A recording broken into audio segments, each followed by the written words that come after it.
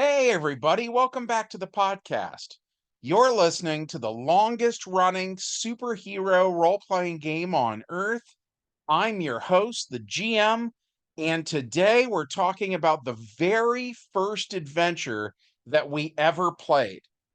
But before we get into it, hit like, subscribe, and leave us a comment.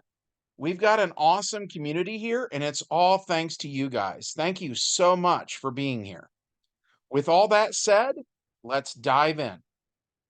The prologue to this one takes place in 1985 when Superman Red is visiting Star Labs at the invitation of Dr. Darwin Lewis, a tall, hefty man with thick glasses and a fastidiously waxed mustache. "I'm glad you were able to come," he says. "I have something rather special I'd like to show you. It's a new computer component I'd like you to test. The supercomputer in your tropical fortress of solitude will be able to test run this component in less than a day. On a normal computer, it would take a week or more."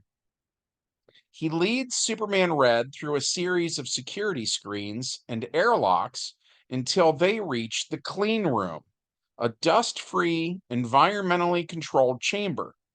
It's a large room with tiled floors and steel counters. "This is our top secret clean room. We're taking no chances here, as what we have just developed will change the world of computers." Dr. Lewis steps to the counter and picks up a plastic case. "You are about to see the billion byte chip. It has the largest memory capacity of any single computer component on Earth." He opens the case and screams, "It's gone," which brings us to the main plot. Dr. Lewis bolts to the red security phone. "Lock all the exits. No one leaves the premises. The gigabyte chip has been stolen." He turns to Superman Red and says, "It was just here a moment ago. Whoever has it must still be in the building." The intercom beeps, and a smooth female voice purrs. "Your security devices are good, but not good enough. If you want the chip, come and find me. If you don't want it, I appreciate you making it for me." Superman Red tells Dr. Lewis to stay here. Then he moves east down the corridor. He walks through the next door on the left, entering a large steel lined room. The intercom beeps, and the same feminine voice he heard before purrs, "I'm not in here, but I left something that will keep you busy." A steel panel slides silently open, revealing a large silver humanoid robot that steps out and attacks Superman Red. The robot has a dexterity of 6, a strength of 10, and a body of 9. So it attacks Superman Red, and it needs a 36 or higher to hit. I would tell you what we rolled, but we played this in the summer of 1985, and I can't remember what we rolled. But suffice it to say, it was less than a 36. Since this was the first game we ever played, by the way, we were doing it wrong. I was supposed to be playing either Nightwing, Starfire, or Wonder Girl, and instead I was using Superman's character sheet. Anyways, getting back to the story itself. So it's Superman Red's turn. He had a dexterity of 26, a strength of 50, and a body of 40.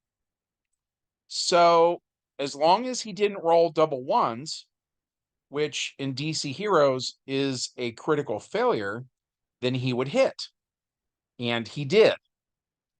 And a strength of 50 versus a body of 9 normally does 38 points of damage. It's been too long for me to remember if I got any column shifts or not from rolling higher than I needed to, but either way, the robot was for sure dead in one punch. After the robot's been destroyed, Superman Red walks back out into the hallway. There's a door straight across from him that he hasn't checked yet. So he walks in that room and he hears the sound of a large metal door opening, then the sound of a rocket taking off. The intercom beeps and a filtered voice purrs through it. The sound you just heard was the buzz bomb taking off. It's headed for downtown Manhattan and will explode in 20 seconds. Superman Red has no choice. He must catch the bomb. Superman Red streaks out of the building before the missile silo closes. The buzz bomb has a flight speed of 11, while Superman Red has a flight speed of 40. So Superman Red does catch up to the missile and try to grab it, which is then his dexterity of 26 versus the missile's dexterity of 12. So he only needed to roll a 3 or higher on two 10-sided dice. He succeeds and has the missile. Then it is a contest between his strength of 50 and the missile's strength of 7. So again, Superman Red succeeds. He carries the buzz bomb into space where it explodes. Nobody is hurt. Which brings us to the epilogue. When Superman Red returns to Star Labs, by the time he gets back, Cheshire has had enough time that she made her escape with the billion byte chip. And that was actually it for our first adventure. And while I wasn't happy with the fact that we failed to keep the chip from being stolen, it was literally the first time I ever played a tabletop role-playing game. So to some extent, I figure that things are going to be a little not so great when anytime it's your first attempt at something, right? Like a person's first time riding a bicycle, chances are good that you're going to fall off. So I feel like this was the gaming version of that. Also, I was 9 years old when I played this, and I actually remember this day really well. My mom and I had gone to the Continent in Columbus, which was sort of like an outdoor shopping mall. In my humble opinion, it always had a vibe like they wanted it to resemble a European village or something like that. And most of the shops there were things that my mom loved, but I thought were super boring, like candle shops, perfume stores, things like that. But they had an Ohio State University bookstore there at the time. And we went in there and I saw a life-size cardboard cutout of Christopher Reeve as Superman.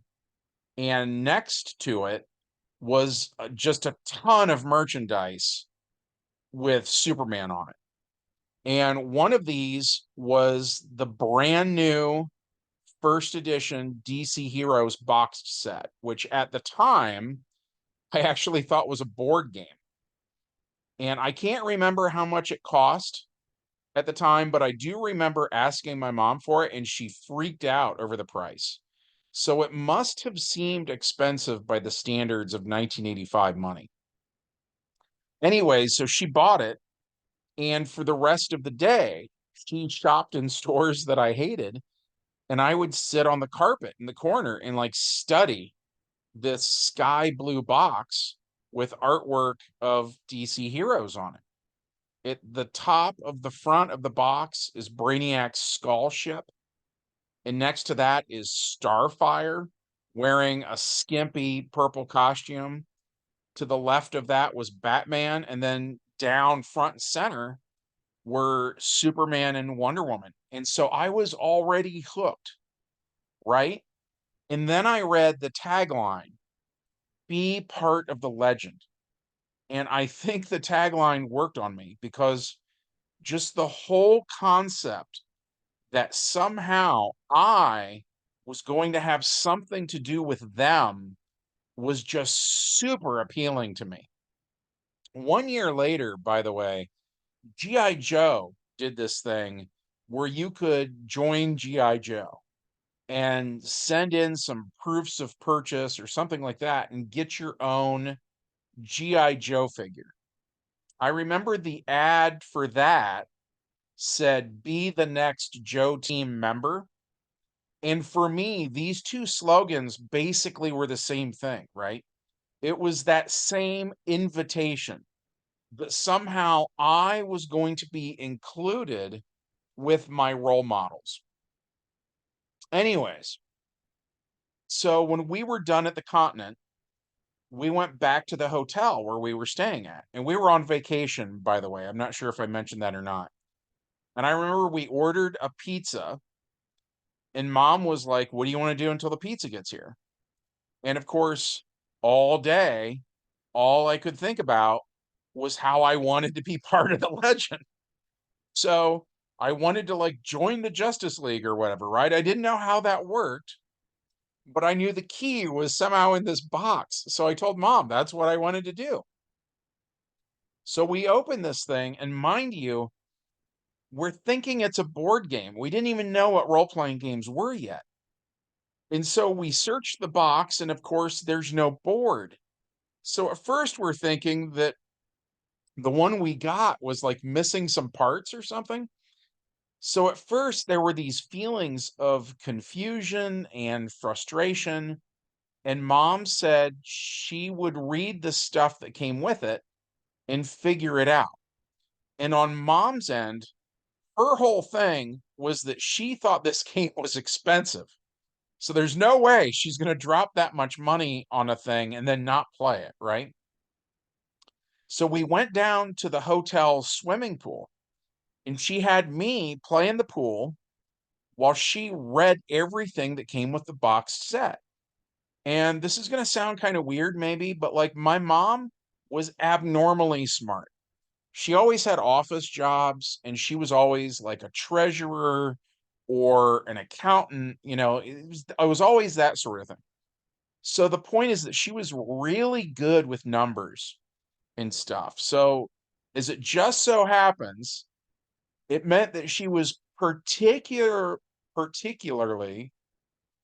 good at figuring out how the game worked pretty fast, right? And while she was reading, the pizza guy showed up.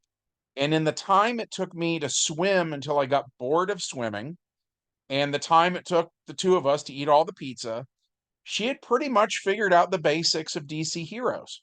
Which, by the way, as role playing games go, I think DC might actually be the easiest game I know of. But at any rate, so we went back up to the room and we played the game. And I just remember being super into the entire premise. And it reminded me a lot of those old choose your own adventure books that were popular in the 80s. I had several of those featuring the Transformers, and I liked the idea, but I always lost somehow to the point where I doubted that a happy ending was even possible. It seemed like no matter what I did when I read those books, my character always died somehow. So when we played that first game session and Superman Red stopped the missile, that seemed like I had at least half won. And if there really was a consequence to the bad guys having what now we would laugh at, it's basically being a thumb drive with 1 gig of memory, right? But like if there was a consequence to them having it, I didn't know what it was. So I kind of felt like I'd won. And at the very least, I felt like if they did build like a evil supercomputer or whatever they were trying to do, then surely Superman Red would stop them somehow, right? And so that got me thinking about game session number 2, and I was eager for that next story, and that just never ended. 2025 marks 40 years of me playing this game, and every week I am still chomping at the bit to find out what the next story is. So I love this game. I've enjoyed all the times over the years that I've spent with friends and family playing this game together. And I sincerely hope that you guys enjoy hearing about our adventures. If so, as always, we'd love it if you help support our channel by hitting like, subscribing, and commenting. And from all of us here at the longest running superhero role playing game on earth, we hope you guys have a good one, and we'll see you in the next adventure.